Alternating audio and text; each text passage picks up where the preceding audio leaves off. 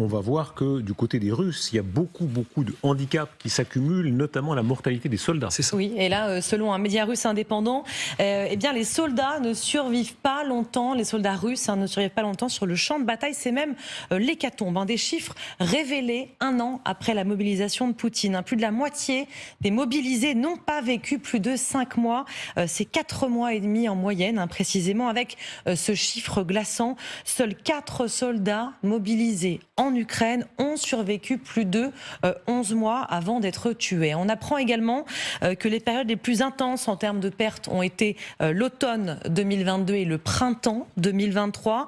On l'imagine bien, le Kremlin ne donne pas de détails et ne commente pas ces chiffres, mais Kiev a évalué cette semaine que les pertes militaires russes s'élevaient à 274 470 soldats russes tués sur le front ukrainien. On comprend mieux la rumeur d'une nouvelle mobilisation potentielle en Russie qui pourrait être lancée en octobre ou en novembre. L'écart d'âge des soldats est assez important. Ça, on l'apprend aussi dans l'étude. Le plus jeune soldat décédé avait 19 ans. Mais la tranche d'âge la plus touchée, c'est les 34 ans. On le voit ici sur ce graphique. 25% des mobilisés de cette tranche d'âge ont été tués en Ukraine. Sur le front, la communication, comme d'habitude, elle est muselée, mais certains témoignages, certaines vidéos nous parviennent. Et là, on regarde la vidéo de 8 soldats russes complètement démunis.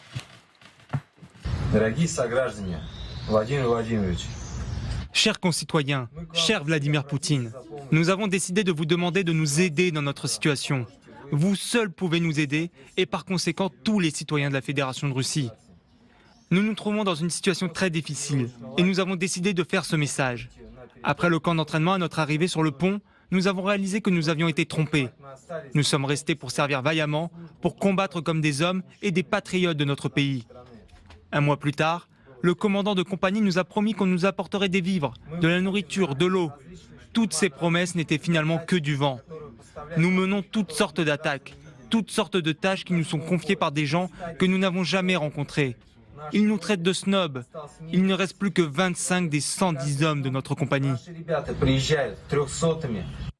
Et il y a aussi ces femmes, ces mères de soldats russes envoyés à la mort qui tentent de faire entendre leur voix depuis le début du conflit sans succès. On leur répond que leurs proches sont des héros, mais évidemment ce n'est pas suffisant. Jusqu'où la société russe tiendra-t-elle? Il y a 2 signaux, ça peut pas faire sourire l'un d'entre eux, c'est le Prozac. Il y a une pénurie de Prozac. Et de façon générale, oui, vous prenez un air entendu, oui. Mais non, mais c'est pas c'est un truc. Alors bon, tout ça, ce sont des trucs un peu impressionnistes, mais enfin, il y a un blues. Il y a un vague à l'âme d'une partie de la société qu'on peut comprendre quand on observe tout ce qu'on vient de voir. Oui, et je le découvre, donc. Oui. Mais c'est vrai que, alors c'est du signal faible, mais je pense qu'aujourd'hui, c'est bête à dire, pas vu ce que vivent les Ukrainiens qui eux sont sous bombardement nuit et jour.